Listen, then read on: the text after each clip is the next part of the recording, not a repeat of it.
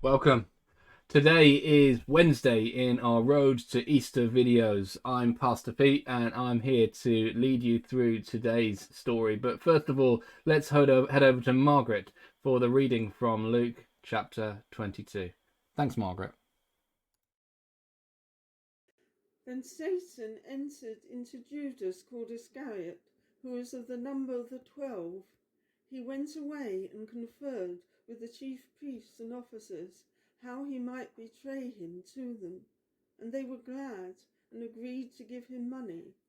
So he consented and sought an opportunity to betray him to them in the absence of a crowd. Then came the day of unleavened bread, on which the Passover lamb had to be sacrificed. Thanks so much, Margaret. There's a song I love about Jesus in Easter week. It's called Remember Me by Andrew Peterson. And at one point he sings this: On Sunday you came as a king. On Monday washed the temple clean. On Tuesday you told of what will be. On Wednesday you waited patiently. On Thursday you said, it is time. I will drink this cup. I will drink this wine, and so on. But did you notice how little happened on Wednesday? Sunday, yeah, triumphal entry. Monday, cleansing of the temple. Tuesday, temple teaching. On Wednesday, you waited patiently. It's reflecting the fact that on Wednesday we have a lot less detail of what Jesus did than on some of the other days. We know he was teaching in the temple, I suppose. We're told he went to teach in the temple daily at this time. But the passage we've chosen to read is this one from Luke chapter 22.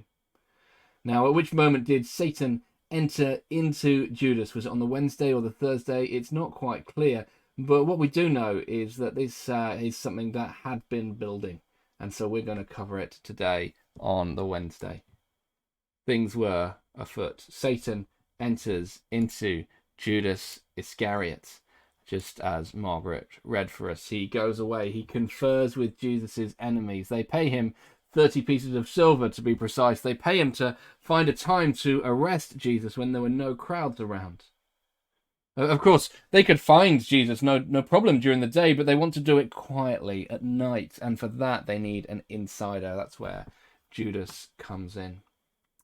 Now, there's a couple of mistakes we can make when it comes to Satan and Judas.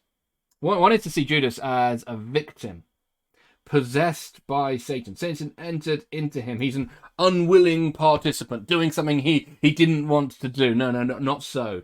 Judas, as you can see in that passage down to the right beneath me, Judas was a thief. He complained about an act of love and extravagance towards Jesus, but because it cost money. And actually, we're told in John's Gospel, chapter 12, he was a thief. And having charge of the money bag, he used to help himself to what was put into it.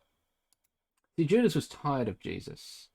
He was looking for a way out. He was a willing vessel for the devil's plan. So let's not see him as an innocent victim. But a second mistake we could make is to think that Satan is getting the upper hand. That he's got his plan and it's going to catch God out. This idea of God and Satan, that the balance forever swinging between one and the other. Again, not so.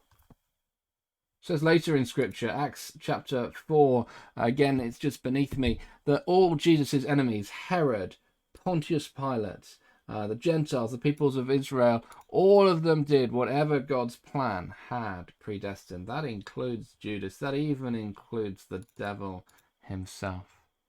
Even Judas's departure had been prophesied in the Old Testament and announced by Jesus before it happened.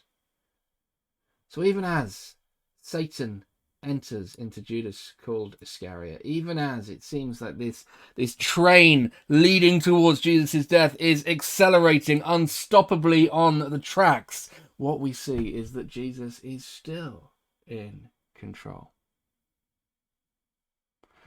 This last year has reminded us that none of us are in control of our lives.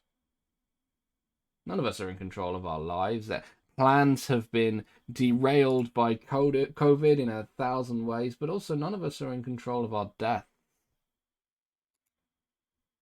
The death could come suddenly or slowly. in a COVID-19 ward or being hit by a car as you cycle home. Your death could be this month or many years away. We're grateful as the statistics of the number of daily deaths from COVID has plummeted, yet there are still 60, 70, 80 people each day who will lose their lives to this disease. And if not this, then something else. And then the overall statistic death, you know the statistics, 100% of all people die. It could be this month, it could be many years away. You could be young, you could be old. None of us are in control of our death, just as none of us really are in control of our lives.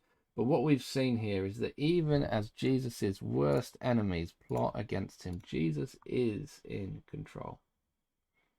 Even as Judas does his worst, as Satan does his worst, Jesus is working. Jesus knows that he is going to be betrayed. He has said previously that he is going to be betrayed, handed over to be crucified. And he goes willingly because he knows that it is by dying on the cross and rising from the dead that we can be saved. He will take our sin on himself.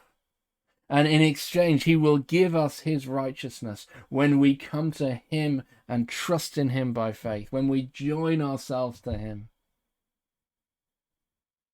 He needed to go to the cross, and Satan and Judas, though they were looking to destroy him, are just pawns in the plan. But it's tempting for us to look at Judas and see him purely as the bad guy. Oh, that Judas, he's a wrong un, he's a bad egg. I knew he would turn out bad. But actually, no. What we must also recognize is that there is potential for Judas in each one of us. There was potential for Judas in Peter. Peter denied Jesus also. The difference between Peter and Judas is that Judas, when he rejected Jesus, he continued down that path and he did not turn from it. Peter, when he rejected Jesus, turned around and came back. And that's what each one of us needs to do. That's what it means to follow Jesus. It's that when we sin and when we fall short and when we turn away, we don't keep going, but we turn back. We come back to Jesus. We say, Lord, have mercy on me, a sinner. Yeah, just like Judas, we've all heard Jesus' message. We've spent time listening to his word. We've perhaps spent time with his people. All of us must take care that we do not let it pass in one ear and out the other. Otherwise, our fate will be just the same as Judas's. So this Wednesday of Easter week, listen to Jesus' teaching and believe. Turn from your sin. Turn to Jesus. Follow him. And then just as he rose, so one day we will rise again. That's it for today. A reminder that the booking for our Good Friday service closes at 2 p.m. today. So we'd love to have you there. Please book if you haven't already on our website, sendec.org.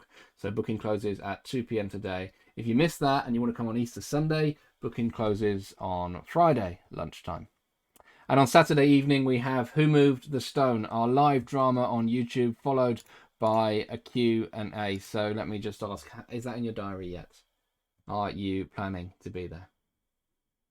But to close now, let's listen to a song. Thank you to Sophie for recording this, our closing song, The Power of the Cross.